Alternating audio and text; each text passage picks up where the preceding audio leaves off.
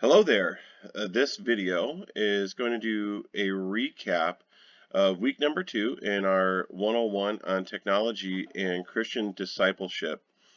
If you missed week 1 and if you didn't catch the video recap for week 1, here's a very brief summary of week 1.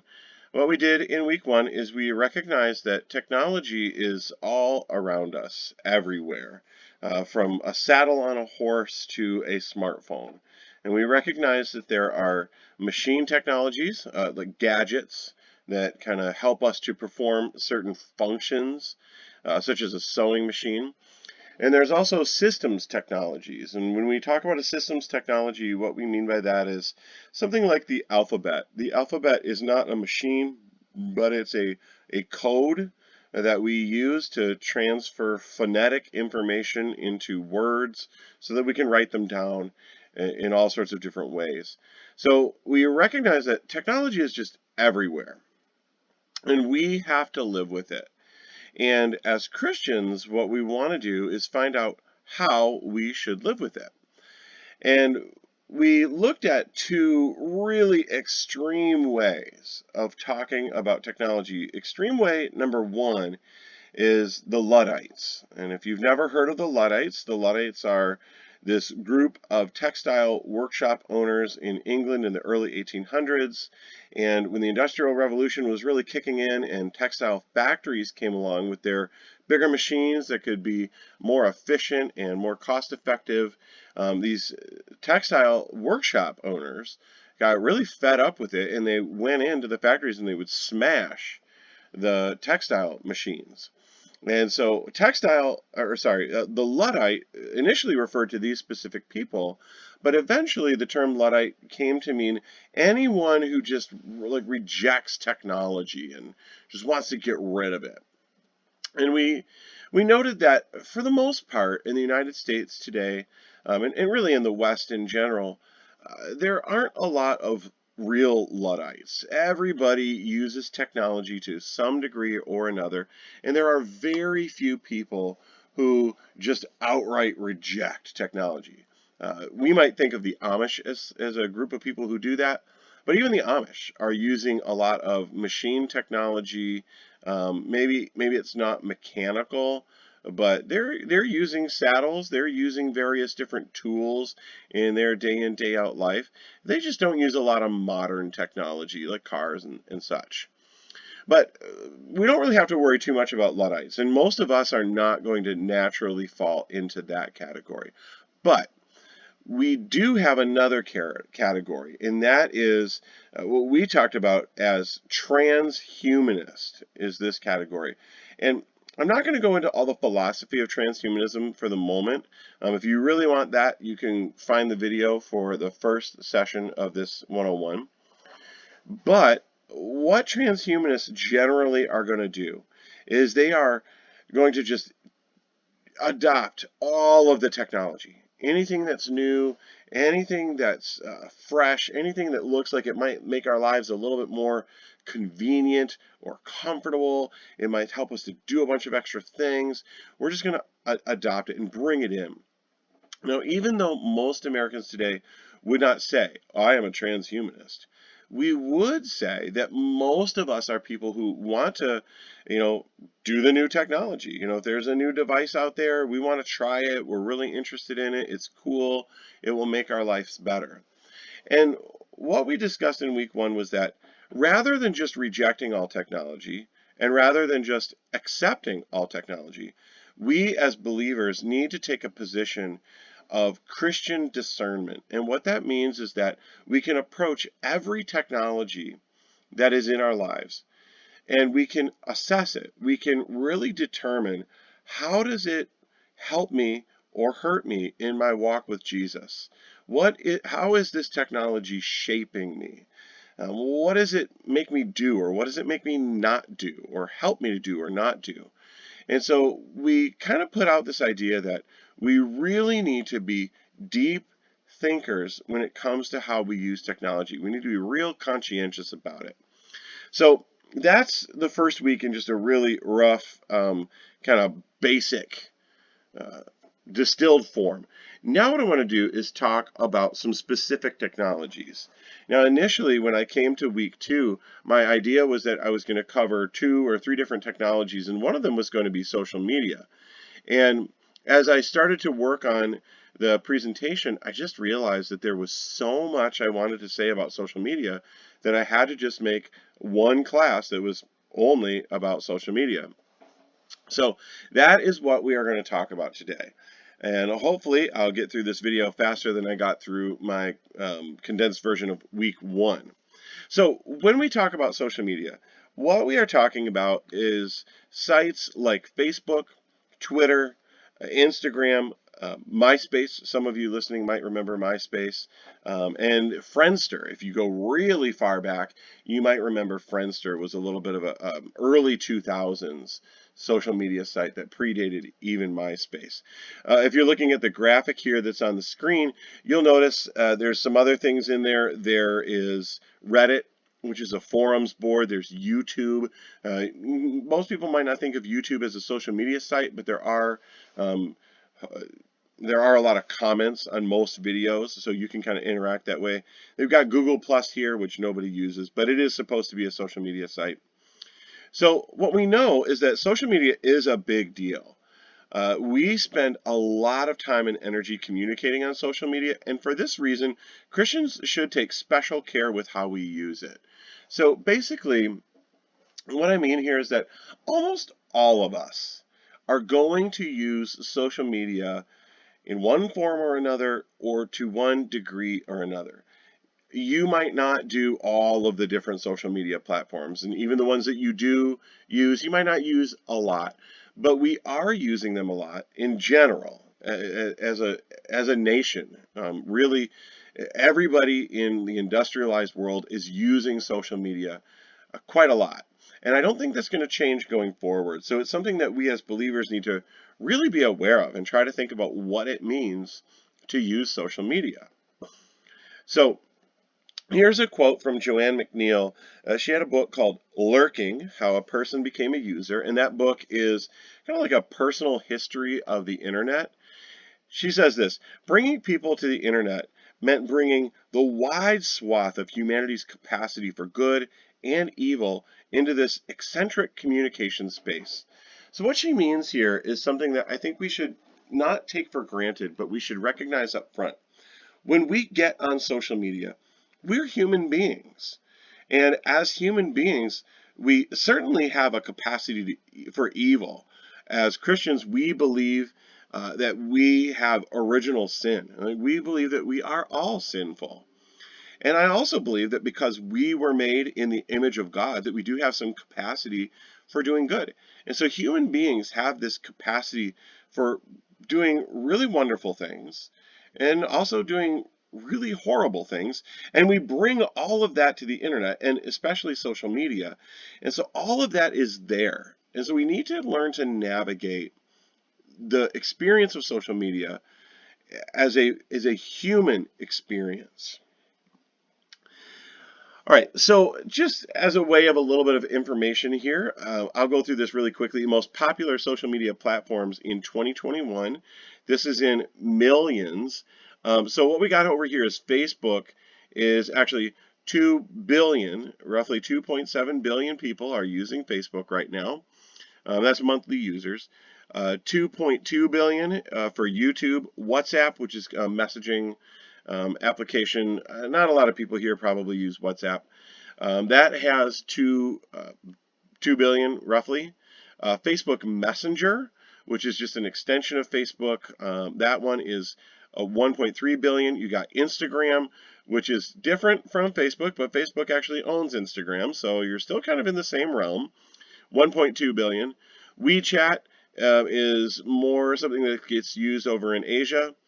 TikTok, all the teens use that here. QQ, Douyin, and Sina Weibo are also all East Asian social media sites. So we can see that a lot of people are using these websites, especially Facebook and YouTube. Here is a chart that if you want to pause and you want to look at it and just kind of look at all the different categories, that's awesome. You can. You can see we've got these demographic breakdowns on men, women, white, black, Hispanic. We got ages, we got household income, education level, urban, suburban, rural, etc. What I want to focus in on here is the age level. Because I think that's a pretty big determiner for most of these things. If you look at the top, you see it goes YouTube, Facebook, Instagram, Pinterest, and on and on. And you can see the percentages. It basically says what percentage of people within this age group use this site. So what you can see, if you look, for instance, at the young kids, they really like YouTube. 95% of users are on YouTube. And then it drops off pretty significantly. Facebook and Instagram at 70 and 71%. Then it drops off a lot with Pinterest and LinkedIn. Then it goes back up with Snapchat. They like to use Snapchat a lot. Twitter, they like to use that quite a bit. But then it drops down again with WhatsApp and back up again with TikTok. So we can see that Facebook and YouTube, Instagram, for them, Snapchat and TikTok are the big sites. Looking at the other end of the poll there, other end of the spectrum, age 65 plus, you can see that YouTube and Facebook are used at roughly even rates. But then after that, everything basically drops down to pretty low numbers. People over 65 do not really use any of these other sites. They don't use Pinterest or Twitter or TikTok or any of those. And you can see in the middle ground, 30 to 49 and 50 to 64. It's a little bit more evenly spread out. But I just want you to pay attention to that, because as we think about social media, what we're all going to have to figure out as individuals is we're going to have to figure out not only what do I do on social media. And for me, that's mainly Facebook and a very little bit of Twitter. But I'm also going to have to think about, how do other people use it? How are other people engaging in social media? And that's a really important question to ask. And I think looking at the age breakdowns is a pretty important place to start. Now, I'm going to give you a really quick personal history for me, just so you can have an idea of where I'm coming from and what I've experienced. I'll try to make this fast. My first real social media experience was with MySpace. I joined it in 2004 to 2005, somewhere in that range. I don't remember exactly when, and I didn't really do much with it. I created a profile. I did connect with a couple of friends using it, but I didn't honestly use it hardly at all. This is what a MySpace page looks like. I couldn't find my own MySpace page. It's gone now.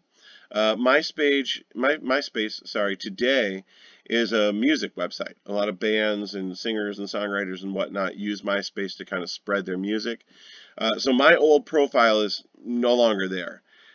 But this is what a profile typically would look like. It might have your picture, it have some basic biographical information. You could put like an about me thing, and you could put, here are the other friends. You might put some songs on there or something like that. But there wasn't a lot of like instant connection and chatting and things like that. It was mostly just a profile page. Then in 2007, I joined a website called The Auteurs, and it was eventually renamed Mubi. I joined that in 2007, and I left it in 2014. Now, this was a site really for movie lovers. At the time, I was studying film history a lot, and I joined this because it was all like-minded people, and it was really just a big forum. You joined up, and you could do other things on the website. You could join their subscription service and watch some movies that they had, and you could do a bunch of different other things. But the main thing that I did was their forum, and it looked a little something like this. Pretty bare bones. It would have somebody's name, and then it would have, they could write something. And over the course of those roughly 7 years, I really did build a sort of community with Mubi. I knew a number of the people a little bit. I exchanged with them off of the website. I exchanged emails. I even met a couple of them in person. It was a really cool experience. But basically, it was just, we are talking about movies. And if you want to, you can read this conversation that I'm involved in. I'm Nathan M. And this was in 2012. This was when the Sight and Sound poll was coming out. Sight and Sound is a film magazine that every 10 years they put together, they do a poll of a lot of directors and film critics. They say, give us your top 10 movies of all time. and then they compile that list and create a grand, these are the top 10 movies, greatest movies of all time. And so every 10 years, they do this. And this was done in 2012, and they'll do it again in 2022. But we were having a conversation about that. Just what movies are going to be on the top 10 now, and we just kind of bantered back and forth. Now, I actually found this website, or I found this conversation by looking at something called the Wayback Machine, which is an internet archive site. It's very hard to use unless you know exactly what you are looking for. If you try to find this conversation now, just by going to Mubi's website, which they do still have one, this is what you'll get. It says the movie forum is now closed. Continue, blah, blah, blah, blah, blah. And that was really sad, actually. I left before the forum closed. The forum closed in 2016. I left in 14. But there were a lot of people who had really invested a lot of time and effort and energy, and it's closed now. So then in 2007, right around the time that I had joined Mubi, I also joined Facebook, and I'm still using Facebook. And Facebook is really probably the site that is used the most here at Hess Road. So I think it's actually kind of worth taking some time to think about what Facebook is and how it works. So here's a really early 2007. This is right around the time I joined. This is what it looked like if you went to Facebook's webpage and you wanted to join. You could register, you could take a tour, you could see who's on Facebook. Here's the thing. Facebook is a social utility, this is what they say here, that connects you with the people around you. So the goal here is to connect you with people, right? And it's made up of many different networks based on a company, a region, high school, college, whatever, and you can do all these different things with Facebook. Well, here's what's interesting. Now, I don't have time to go through like a whole history of Facebook, but Facebook's genesis really is in something called FaceMash. This is from 2004. This is what Mark Zuckerberg created when he was at Harvard.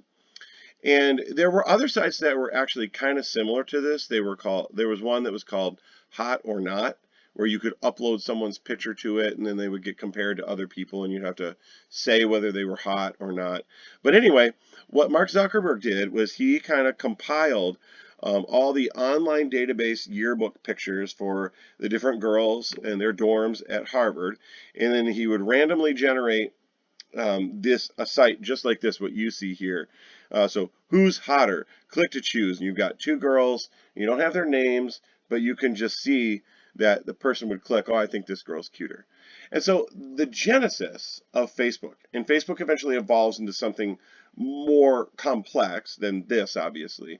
But the genesis really is in this idea of like comparing people that you know.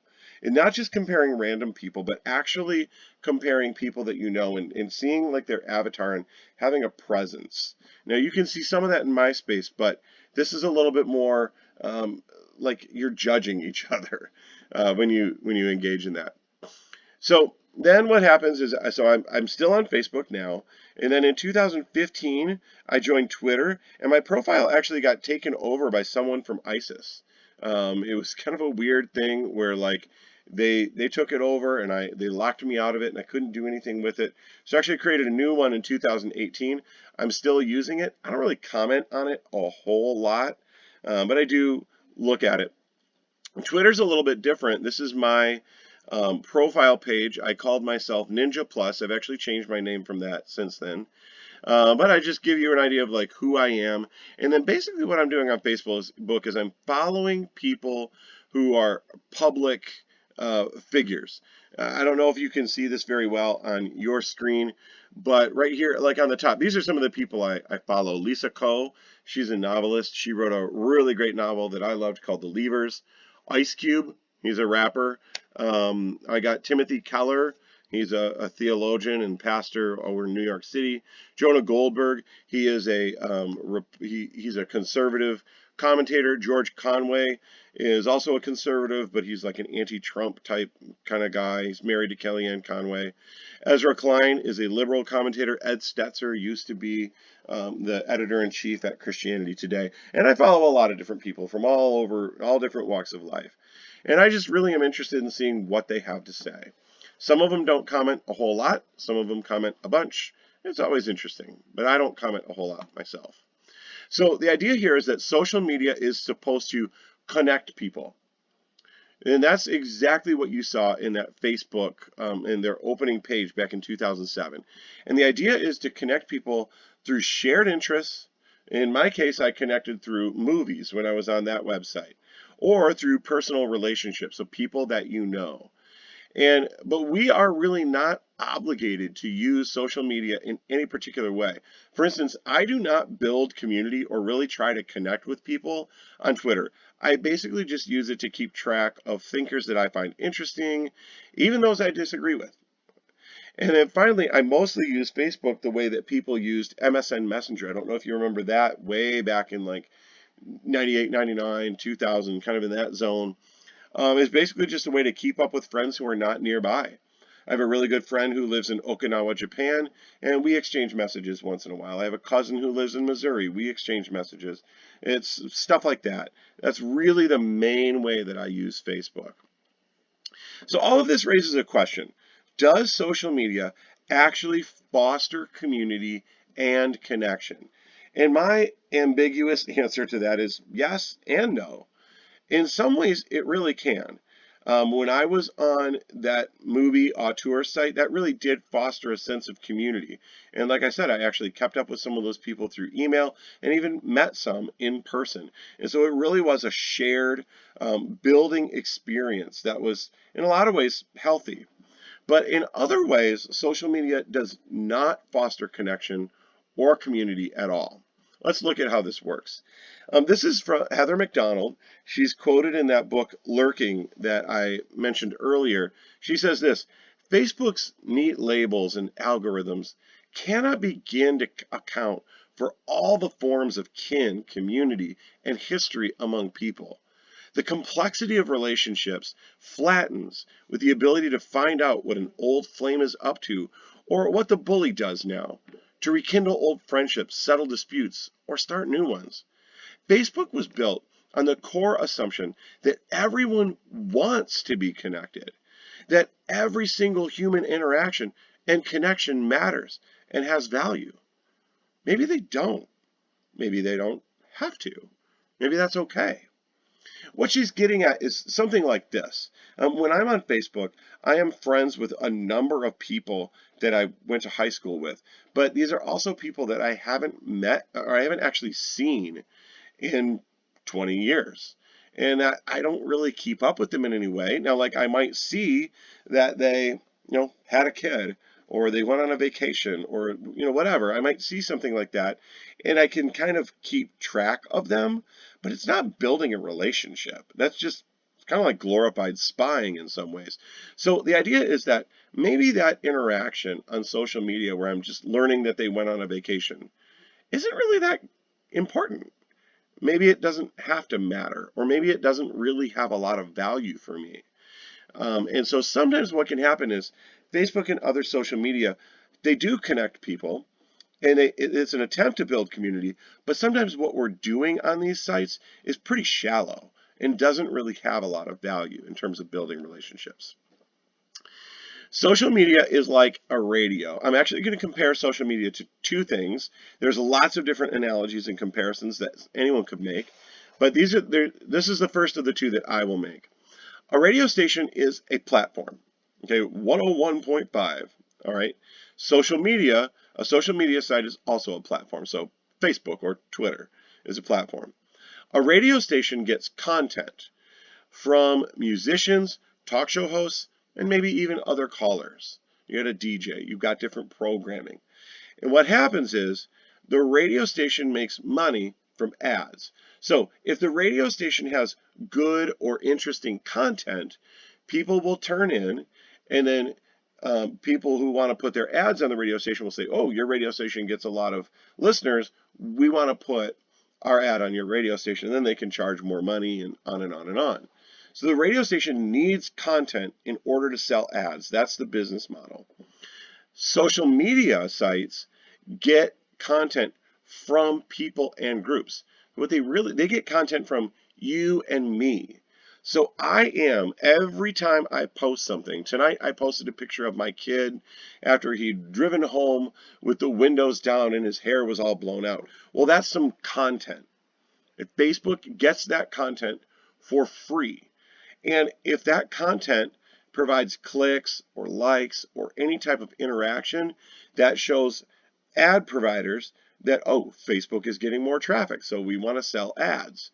So the idea is that Facebook needs your content and my content in order to sell ads. If we don't provide them content, they don't have anything to offer. They don't offer like news articles or television programs or anything like that. What they offer is you and me to each other for the space of ads. So the business model, the more people use the platform, radio or social media, sorry, I put ratio there, it should be radio, the more the platform can charge for advertising. So that's it. The more clicks they get, the more they can charge for ads. With radio, we are only consumers. We are not providers. So most of us, if I turn on a radio, I'm going to listen to whatever they have on. Maybe it's music, maybe it's a sports talk program, maybe it's some news, whatever it is. I'm going to passively listen to it and I'll get the ads. But with social media, we are both the consumer. So I turn on social media and I look through it and I use it, but I'm also a content provider. So we both consume content and provide it. And that's a very important distinction when it comes to social media versus other platforms. So we are content consumers. What we need to do as Christians is ask, what kind of content are we consuming? So when we get on social media, we are consuming content provided by each other, hosted on someone else's platform. So we really do need to ask these questions of, is the content valuable? Does it foster connection? Does it foster community? Here's the thing. Our experience of social media is not like a conversation or any other social interaction because its immediate context is scrolling. In other words, when I get on Facebook, what I do is I scroll. I open up my news feed. I see a bunch of different people, what they have to say, what they posted. So in other words, I don't have any idea of what that person is doing right now. Like, let's say a person puts up a picture of their kids and I think, oh, that picture is cute, but they posted that picture 3 hours ago. I don't have any idea what they're doing right now, and I don't have any idea of actual interaction with them, not face-to-face interaction, not even much conversational interaction. I might say, oh, cute, you know, your kid looks great, blah blah blah, but it's disconnected from a lot of the personal relationship part. So we're just scrolling, and we can be scrolling anywhere. I can be scrolling on a break from work. I can be scrolling while I wait for the water to boil as I'm cooking dinner. I can be scrolling in any number of different places and contexts. I might be scrolling and I'm in a happy mood. I might be scrolling and I'm in an angry mood. I might be really sad. I might be a lot of different things. So the context for what I'm doing is really varied. So here is what I'm going to do. In the class, I actually went over all this, 30 minutes in my feed. And on a Saturday morning at around 11:30, I started to scroll through my Facebook feed and then write down everything that I encountered and try to figure out how did I interact with it. Now, you can pause and read through all of this if you want to. It's not particularly interesting. Most of the content that I encountered, I just scrolled past because it either didn't interest me or I didn't really have any way to deal with it. So here's the first page, and then here is the second page. So basically, what we're getting here in this 30 minutes on my feed is not much substance and very, very scattered. So in other words, if you go back and you pause on that, you will see that I got political memes. I got a high school friend eating a donut. I got videos. I got friend suggestions. I got all sorts of things, and none of it's cohesive or coherent or related to each other. In a lot of ways, it's just like being in a room with all my friends, and they're all talking mostly at once. And they all have like one little thing that they want to say, and then they're done, and then they move on. So it's not like a conversation at all. When I'm scrolling, it's really just like being in a room and hearing little bits and pieces of what different people want to say. So it's very scattered, very fragmented. Here is why that's important. A lot of people have explained social media, the experience of social media, as a slot machine. And basically what it is I pull the lever and I hope that I'll get a prize this time, but I usually lose. Here's what I mean. When I open up social media, when I open up Facebook, the idea is, oh, maybe I'll find something really cool that my friend had to say, or maybe I'll see a cool picture, or whatever. And I'm banking on seeing something cool, or maybe I actually want to comment. But the idea is that I'm kind of like hoping for the jackpot, right? But most of the time we get on social media and our experience is very much like the one I described in those two slides if you paused. The experience is fragmented, relatively shallow, kind of difficult to interact with. Sometimes people are talking about really important stuff, and sometimes people are talking about, like, I ate a donut. So, in other words, I'm pulling that lever, and I'm generally not getting much. Now, do I sometimes get something out of my interaction with Facebook? Yes. Sometimes I get posts that challenge me or make me think. Sometimes I open up Facebook and I find out that a friend sent me a message on Messenger, and that's really great. And so those moments can be really rewarding, but those are probably only like 5 to maybe 10% of the time that I'm on social media. Most of it is not particularly helpful. Okay, if you can hear, my voice is a little froggy, so I'm going to stop and take a drink here. Give me 1 second. All right, here. All right, so when we go to the social media slot machine, we are most likely wasting our time. Now, I don't mean that as a slight to anybody who puts content on Facebook that I look at. Most of it's fine. It's just not super important to me. So the question for me is, well, what am I really doing with my time? Is it valuable? Is it good? Is it helpful? Is it uplifting? What does it do for me? And that's the type of question that we want to ask. As users of social media, we want to be purposeful. So we want to ask, we want to see if we are using it as addicts. Like if you're a gambling addict and you go to that slot machine, you just keep pulling and pulling and pulling. And that's a lot of what we do with Facebook and a lot of what we do with other social media. We just keep pulling that lever, hoping for something good, and we are functionally addicts. We want to be conscious of the time we spend. I think most people, especially people who are teens and upward to maybe 50 or so, can attest to the experience of getting on a social media site and scrolling and scrolling and scrolling, and we think, oh, I'll only be on this for 5 minutes, and then a half an hour is gone, and we're just like, whoa, what was I doing with that time? That was silly. So we want to be purposeful. We want to be aware of how much time we spend. When we do engage with social media, we want to engage with purpose. So we want to seek out what builds real relationships. Seek out what builds up your mind. Seek out what challenges you. The problem is we use social media. I'm speaking for myself primarily, but I think generally this applies to all of us. We use it a lot of times as sort of a palliative, like, oh, I just have a few minutes to fill, I'm going to scroll here. Or, oh, I'm kind of bored, I'm going to scroll here. But we're not being very purposeful. We're not seeking out relationships. We're not seeking out a way to build ourselves up.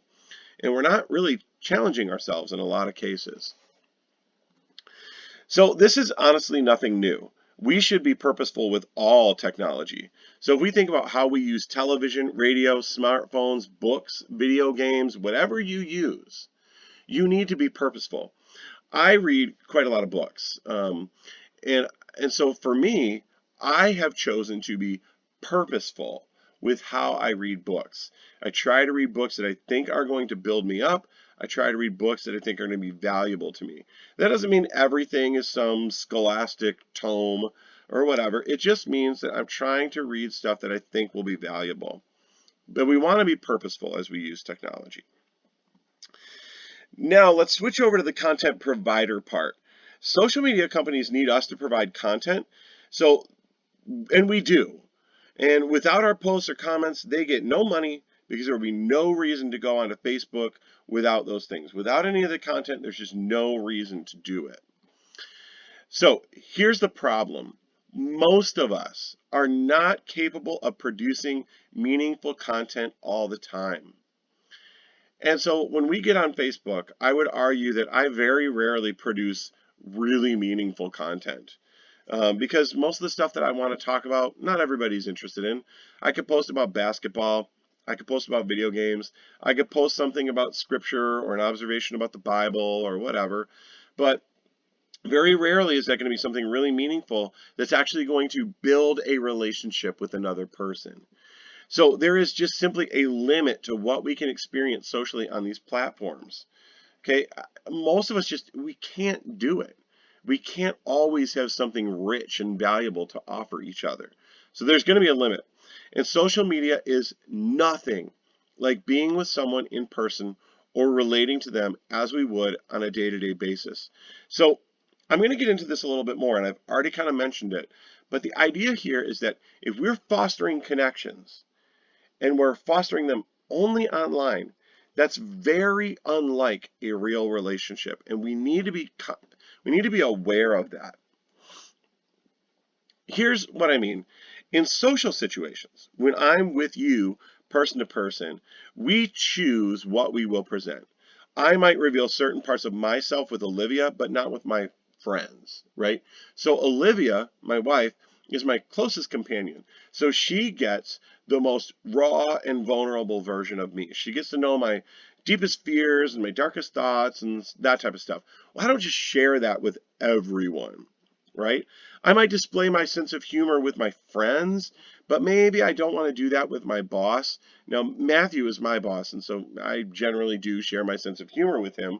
But I've been in work situations where yeah, my boss probably wouldn't get my sense of humor, so I leave that at the table. And when I interact with my boss, I don't try to crack jokes.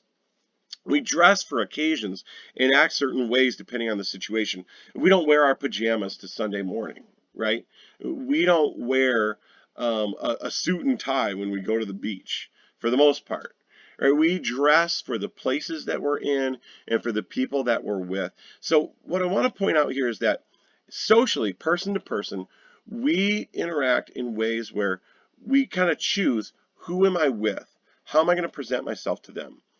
And so and when we do that, we are also aware of the person themselves. So for instance, maybe I want to tell a joke to a friend and I meet up with them and then I discover that they're in a really bad mood because their girlfriend just dumped them. Do I want to tell that joke anymore? Maybe not. Maybe it might be better for me to put that aside. All right. So that's where we're at. But here's the deal. Oh, sorry, I forgot about this slide. Joanne McNeil in Lurking will say this: the arrangement and presentation of any image is rarely as spontaneous as it might appear, but that isn't necessarily an act of inauthenticity. So in other words, like as we engage with each other and we show different sides of ourselves depending on who we're with, that doesn't mean we're being inauthentic or we're lying or we're being deceitful. It just means that we understand that each person is going to be related to in a different way and depending on what context we're in with them. Here's the thing. On social media, it's the same, but the dynamics are just really different. We do present ourselves to each other. I choose what photos to share. I choose what comments I want to put out there, right? But when we are on social media, the audience is wide. So if I tell a joke or I put up a post, it's not just for one person or even a group of person. I've got 500 friends, so it's for all of them all at once. And I have no idea or maybe I have a little bit of an idea, but that post is going to hit every person a little bit differently. So it actually doesn't build my relationship in a way that's coherent or sensible or purposeful. So what we present has almost no context at all. In other words, the only context for what I say on social media is just that it's on social media. I can make a joke. I could be really vulnerable about something I'm struggling with. I could talk to you about some trivia, like here's my observation on a basketball game. I can do anything that I want. And there's no context, there's no conversation going on. It's just I'm throwing that out there on social media. And a post can hit each person differently depending on where they are at in life. So here's my example. A while back in 2013, before we had Wallace and Graham, Olivia and I had a miscarriage. And so during that time, for the next year and a half or so, we struggled. When a friend would get pregnant, it was like, oh, like you're happy for them, but you're also kind of sad because, you just had this happen. So if I put out a picture of my kid, for some people, or actually, here's the better example. Let's say somebody puts out a picture of, hey, we're pregnant. To the person that's just experienced a miscarriage, that might be kind of sad. To the person who also is recently pregnant, it's like, hey, cool. Like, we're both pregnant at the same time. That's awesome. To the person like me, now I have toddlers. I look at that post and I'm like, oh man, you don't know what you're in for. You think you're excited, but woo, just wait, right? So it hits us differently. And each person may want to interact with our posts differently. Some may want to ignore it. Some may want to like it. Some may want to comment. Some might agree or disagree. And we just have no way of knowing sometimes how other people are going to interact with what we put out there. So as providers, we really want to bear the fruit of the Spirit. When we post, we want to show love, joy, peace, patience, kindness, goodness, faithfulness, gentleness, and self-control. As believers, people on the outside should look at what we do on social media and say, yeah, that is what they represent. Peace, patience, all these things. Known as people who have these qualities, and those qualities are really expressed in what we do on social media. And this is really, honestly, nothing new. We should bear the fruit of the Spirit all the time, everywhere, at home, at work, with friends, by ourselves, online. The difference is, I think, that most of the time we think of online as like this kind of private thing. It's just me in my room. I'm hitting share, whatever. It's not a big deal. Being online doesn't really matter. But it does. It matters because what we do online is a part of real life. When you post something, there's always someone else on the other side of the screen. So what we bear online is, we're going to bear either the fruit of the Spirit or we're going to bear the works of the flesh. I like to paraphrase Jesus here a little bit. Out of the overflow of the heart, the fingers type. So we need to realize that we are truly bearing fruit, either rotten fruit or good fruit when we're on social media, when we're online. Some principles for posting, I'll just list these here. We can ask ourselves, when I'm about to post something, is this post kind? Is it gentle? Is it bringing goodness to others? Am I being self-controlled? Or am I just like, oh, I gotta say this really quick, I gotta get this out here. Am I thinking about it? Am I posting out of rage or anger? Like, am I here to just vent and yeah, and we get on social media and we do that. We like to vent. Are my posts always complaining about something? Do they demonstrate thanksgiving? This is a good one. I feel like I know some people, I don't know if there's anybody here at Hess Road, but I've known some people in the past especially who, they're just complainers. They get on social media and they whine about every little dumb thing. And that's not who we should be known as. We should be known as a people of thanksgiving.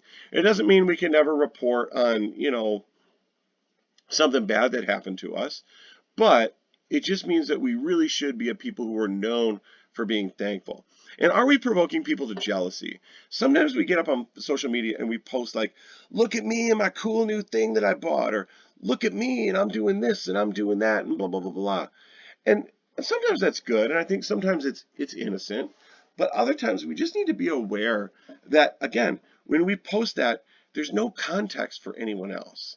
Like, somebody might be sitting in on their couch scrolling on their phone, and they haven't taken a vacation in 3 years, and then it's like, you got to go somewhere and do something that's going to hit them a little differently.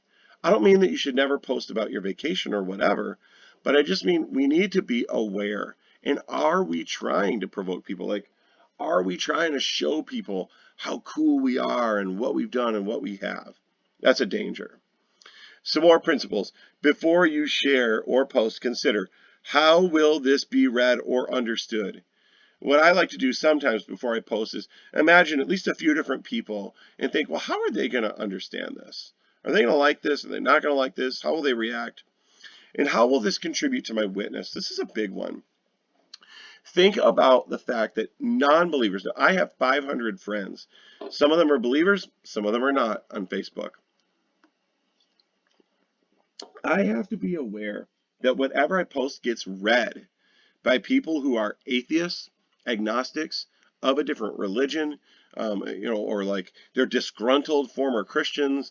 What I put out there gets read by all these people. So I need to really ask, does this contribute to my witness? Like, is this going to be helpful to the people that I want to show Jesus to? Maybe it is, maybe it isn't.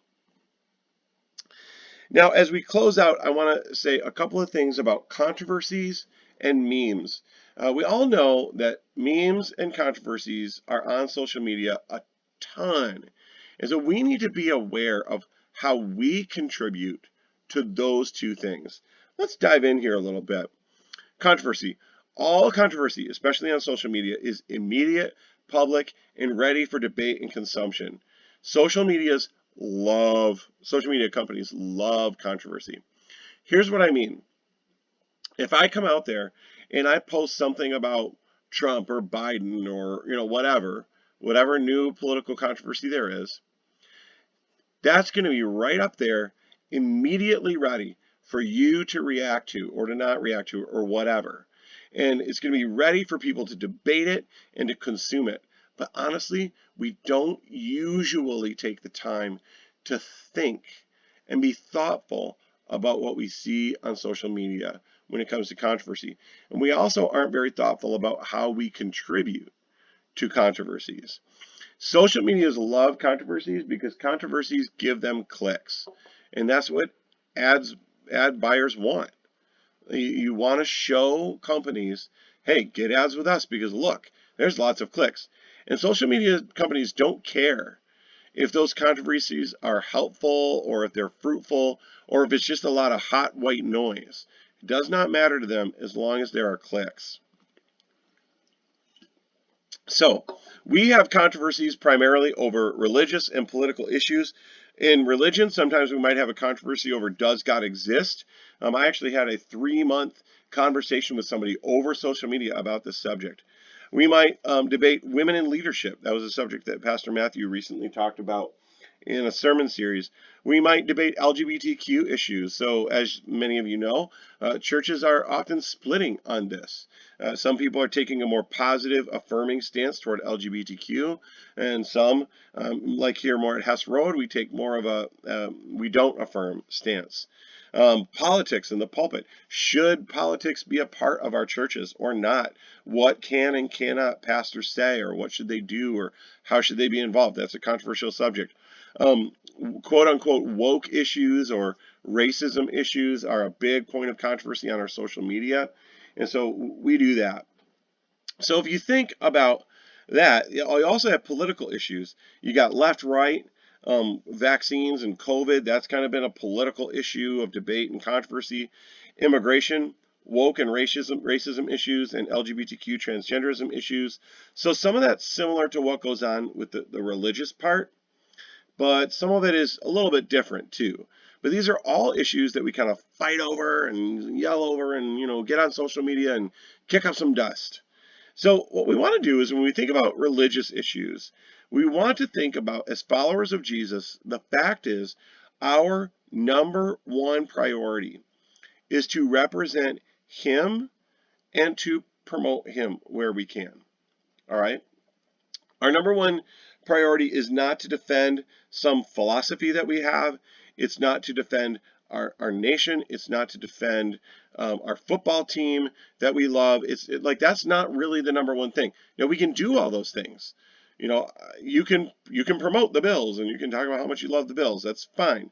You can talk about things that are relevant to our nation. We can do all that stuff, but our number one priority is that we promote Jesus. So sometimes this might involve direct witnessing, so actually telling people about Jesus. Other times we may engage in controversy with other believers on debated topics, but in both cases, we are Christ's representatives and ambassadors. We want to talk to others as he talked to people.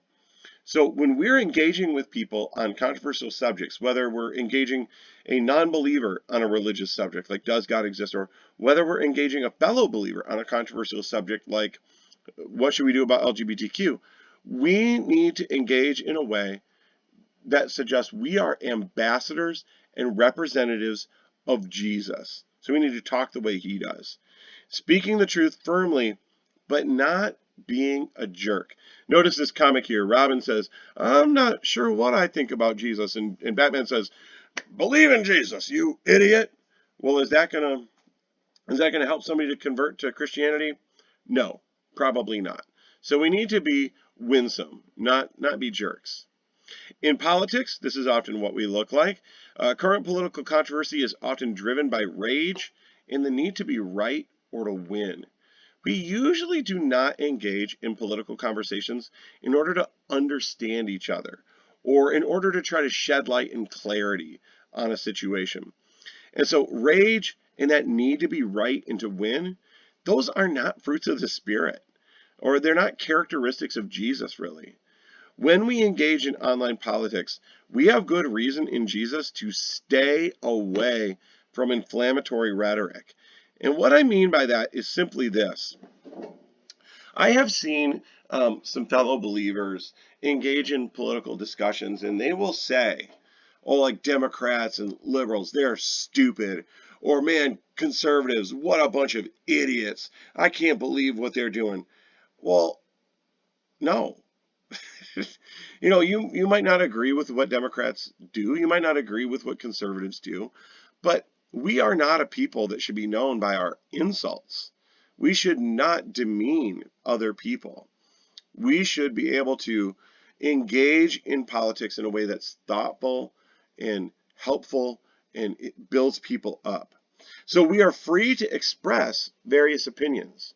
I'm not here to tell anybody that's listening that you shouldn't talk about politics. You can, that's fine. But we are not free in Jesus to just be jerks about it. We need to be thoughtful. We need to aim for excellence in this area.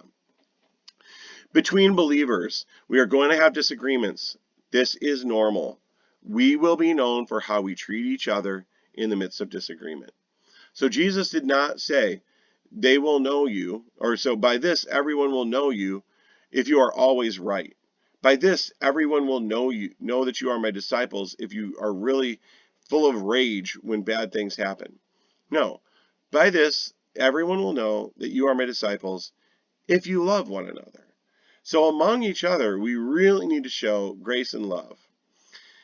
And we need to do the same with non-believers as well. Here's Karen Swallow Pryor. She's a literature professor over in Virginia. She says, Twitter is designed to polarize. Her advice is, disrupt the system. Don't be Pavlov's dog to every bad take. Retweet truth, goodness, and beauty.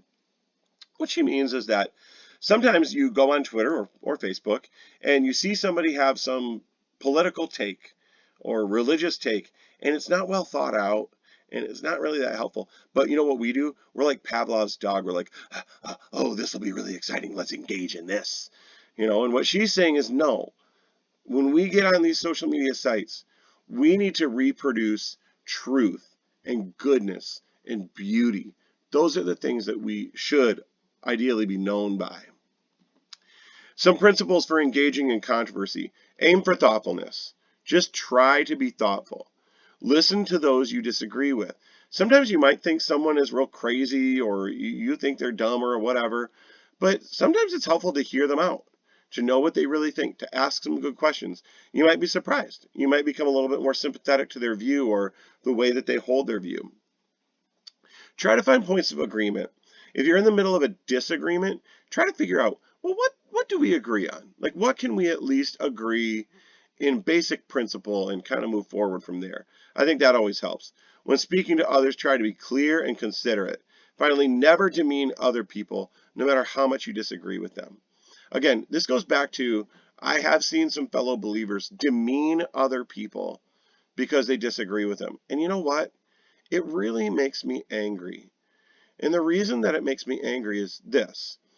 Let's say I've got 500 friends, and let's say 30 of them are hyper progressive, crazy liberals. And I get up on Facebook and I'm always talking about how the hyper progressive, crazy liberals are so dumb and so stupid and they're idiots. Well, how does that affect my witness to those 30 people that I'm friends with? It tanks it. If they were ever going to listen to me when I talk about Jesus, they won't listen to me now because I just talk about them in very demeaning terms. It's the same thing with, you can do the same thing with conservatives. I've seen some more progressive or liberal Christians talk very poorly about conservatives. And we're not going to win people over. We're not going to draw people closer to Jesus by talking that way about other people. Here's the last thing. Stop using memes, or generally don't use memes, to discuss controversial topics. A lot of times what memes do is they oversimplify complex and difficult discussions. Most of the issues that I listed back there, the controversies that we have with religious discussions and the controversies we have with political discussions, most of them are really complex. If you think about a subject like immigration, just to pull one out of a hat, there are a lot of different pieces, and a lot of them are moving in that conversation. It doesn't mean we can't have opinions, but we need to be realistic about the fact that some of these issues that we talk about are really complex and really nuanced. And when we just put out a meme, sometimes it really oversimplifies and flattens the discussion to like a talking point that isn't very helpful. So try not to use memes if you're going to talk about politics. Here's an example. This is from the right. So here's a kind of a right-wing, anti-left meme. How do you starve a Bernie Sanders supporter? Hide their food stamps under their work boots. Okay. Now, this meme attempts to be clever by connecting Sanders' socialism with welfare recipients, all the while failing to acknowledge that Sanders supporters come from a wide variety of socioeconomic backgrounds. So, and that's true. I know a number of Sanders supporters, and some of them are poor, some of them are pretty rich, some of them are in between. But basically, this meme doesn't shed any light. It's not thoughtful, and it's really contemptuous of people. So if you share this kind of meme, and you've got 20 or 30 friends who are Sanders supporters, you know what they do? They look at you and they go, I'm not going to listen to that person anymore. Not because you are saying that you don't like Sanders, but because you're saying so in a way that is kind of demeaning and ridiculous. Here's one from the left. This is a picture of Jordan Peele from the movie Get Out. If you look really closely, you can see he's like sweat crying and he's like in a panic, right? And this meme says gun rights activists, anti-abortion activists, in general, right-wing activism. It's like Jordan Peele just panicking about everything. So this meme rejects the idea that pro-life activists and gun rights activists have genuine, real concerns in their activism and just equates them with crybabies. So again, like if I'm a liberal Christian and I put this meme out, anybody who's a conservative non-believer they're not going to listen to what I have to say. They're going to think, oh man, you're just rude and impolite, and that's jerky. So this meme just sheds no light. It's not thoughtful, and it is pretty contemptuous of people. Look at this meme. I have no problem helping the needy through private charities. I do have a problem with the government funding the lazy, quote unquote, disabled people. How is this going to land? Let's say you are on welfare, but the church, a private charity, isn't helping you. Is this meme going to strike you as very charitable, generous, thoughtful? No. Let's say you really are disabled and collecting welfare. This type of meme might be a real turnoff to you. I understand what this meme is trying to say. It's trying to say, at least as far as I can tell, that look, governments are not always efficient in the way that they give out charitable things like welfare. A lot of people do cheat the system, and that does happen. And maybe we don't like that. Maybe we would prefer private charities who are maybe a little bit closer to the ground to do that kind of work. That's a fair point that you could discuss, but not in this way. In this way, it's not helpful. Beyond all this, sometimes memes just aren't true. Here's one that I created with Martin Luther King Jr. saying, Taco Bell is the best fast food restaurant. Well, he never said that, but I can make him say it if I want to. Now, I can make anybody say anything. So if you share a meme, try to make sure that it's true first. If you read a meme online, check the sources, see if what it says is actually true. That's kind of helpful. But you can show memes for fun. Here's the cat and the screaming lady meme. You're the most stupid meme on social media. And then the cat corrects her. You're. For you are. All right, so have fun with them, but try to stay away from memes if you're going to talk about controversial subjects. I think that's a pretty good rule of thumb. Here is Joanne McNeil from that book, Lurking Again. Share buttons are slingshots for these opinions, propelling the thoughts of users, both considered and glib, to ricochet and reverb through the perpetual cross-extended speakers corner of the internet. So what this means is that when you hit that share button, whether your opinion is considered, really thoughtful, or whether it's glib and silly, it just ping-pongs all around the internet. And it reverbs and ricochets, so it's actually influential. A lot of people are going to see what you share. I had a little bit of homework, and so you can take a look at this. Homework is, option number 1 is social media fast day. We're doing that on Monday, which probably by the time you hear this will be in the past. But you could take a day without social media at any time if you like. The other thing I want you to do for homework, if you'd like to, I really recommend this, listen to Your Undivided Attention podcast. Here are a few episodes that I really liked. You can find them if you just type in Google Your Undivided Attention podcast. You'll be able to find this. If you need some help, you can always contact me. That is part 2 of our social media 101.